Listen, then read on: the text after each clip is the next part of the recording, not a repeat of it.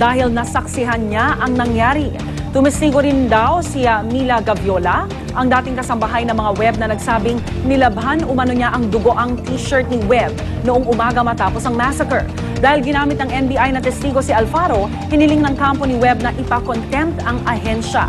Bukod dyan, nawala rin daw ng NBI ang semen sample na nakuha kay Carmela Visconde. Recent loss of the semen specimen is not just a case of innocent negligence on the part of the NBI, but rather a case of willful suppression of evidence. I don't think this will have much probative value in this case. Justice Secretary Laila De Lima iginiit na dapat munang sumuko ni Senador Panfilo Lacson bago magbigay ng mga kondisyon. Sa isang statement, sinabi ni De Lima na mas mainam kung harapin ng senador ang kaso bago pag-usapan ang hinihiling niyang re-investigation.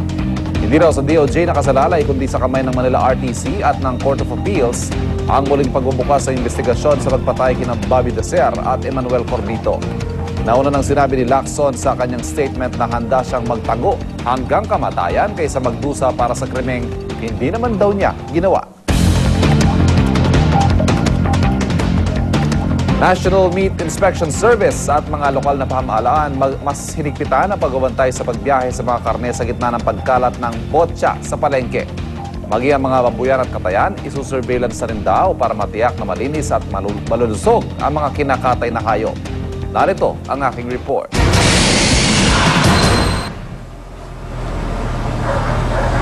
Mismo ang National Meat Inspection Service o NMIS na nagsabi, asahan pa sa mga susunod na araw ang mga tangkang dito na magpuslit ng botya papasok ng Metro Manila. Pag Pasko, maraming demand ng meat. Kasi of course, meat lovers tayo mga Pilipino. So, I think they will try to come out para ma-meet yung demands. Inalerto na ng NMIS ang kanilang mga meat inspector at mga lokal na pamahalaan na paigtingin pa ang kanilang surveillance. At hindi lang daw ang pagbiyahe sa karne ang babantayan. Mismo mga babuyan at katayan, isusurveillance na rin. I-intensify namin yung activities ng Task Force Bantay Karne para ma-assure yung consuming public natin na yung karne, for Christmas especially, will be safe and wholesome.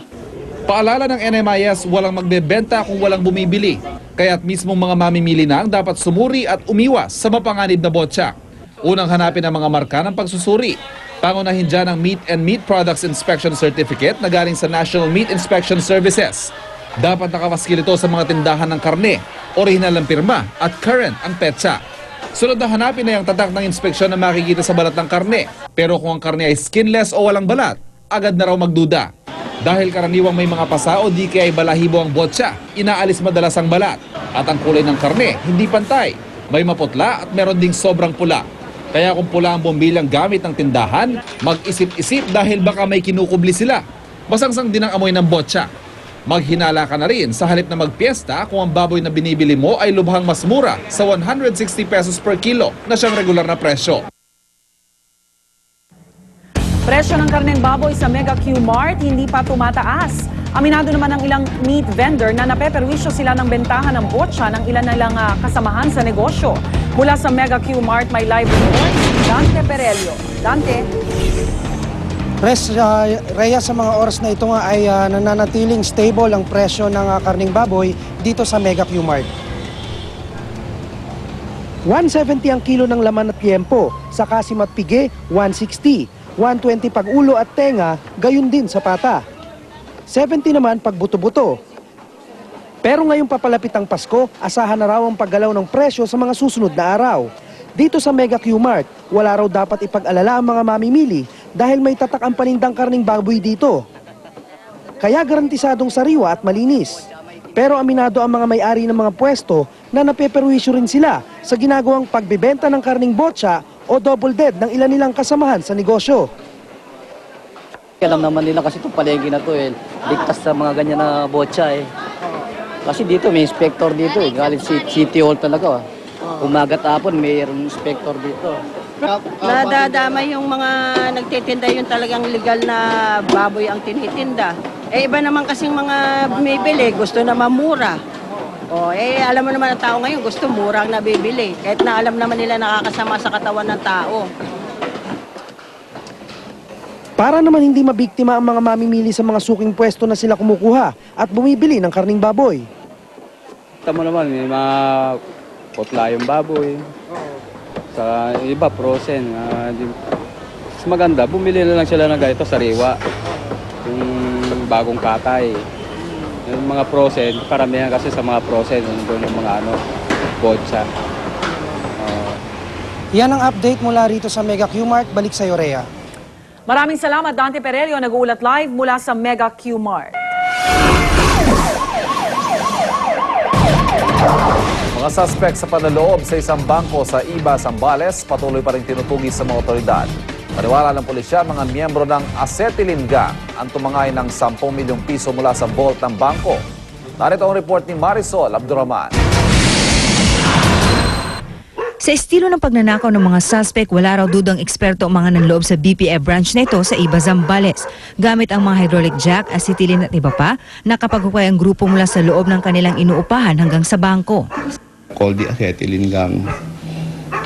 These are minors na they use their talent or their skill in illegal activities.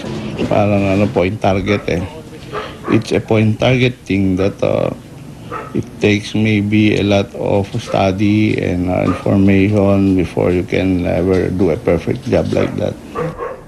Base sa pagsasalarawan ng mga testigo, kinilala na rin daw ng pulisya ang 2 sa 6 na suspect. Tugma raw ang mga ito sa gallery ng PNP. Dito sa butas na ito, dumaan ang mga suspect papunta sa vault ng bangko sa pamamagitan ng tunnel na kanilang ginawa na may haba na nasa 36 feet at lalim na 4 feet. Dumaan ang tunnel sa ilalim ng pader na nasa pagitan ng inupahang bahay ng mga suspect at ng bangko. Nagtapos ang tunnel sa tabi ng vault. Kasya lang ang isang tao. Pag nandun ka sa lobbies, hindi ka makakapasok na nakaupo o nakatayo, gagapang ka. Hindi naman makapaniwala ang landlady ng boarding house. Kwento niya, wala raw kasi siyang napansing kakaiba ng upahan ng 5 lalaki at 1 babae ang buong apartment unit noong November 1. Patuloy ang manhunt operation sa mga suspect. Para sa unang balita, Marisol Abdurrahman, reporting. Kinilala po si dating Pangulong Cory Aquino bilang isa sa 25 most powerful women of the century ng Time.com. Nominado naman si pambansang kamao Manny Pacquiao bilang Male Athlete of the Year ng United States Sports Academy. Narito ang report.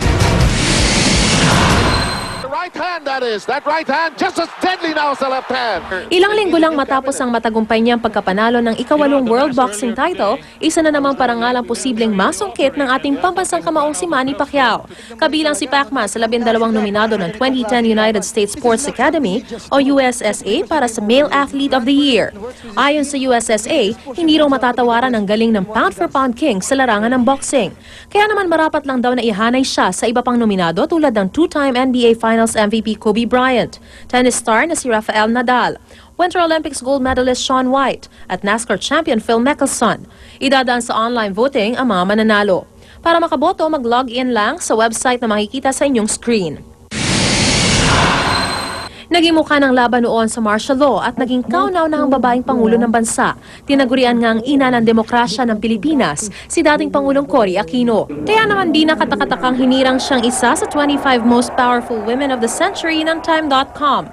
Bukod sa kanya, pasok din sa listahan sina US Secretary of State Hillary Clinton, Madonna, Angela Merkel, Mother Teresa, Margaret Thatcher, Oprah Winfrey at iba pang kababaihang naging maimpluwensya sa kani-kanilang larangan. Labis naman ikinatuwa ng anak ni Cory na si Bossy Aquino Cruz ang pagkilalang ito sa kanilang ina. Si Pangulong Noynoy naman hindi nagpa-interview dahil masama ang pakiramdam. Naglabas na lang ng pahayag ang palasyo. Wala naman na po sigurong magko-contest na si Pangulong Cory Aquino ay isa talagang naging totoong democracy icon at masaya po ako po as a Filipino, masaya po akong na-recognize po yung mga achievements po ni dating Pangulong Aquino. Para sa unang balita, Marizo Mali reporting. Wildfire sa Israel, aabot sa 40 tao ang patay.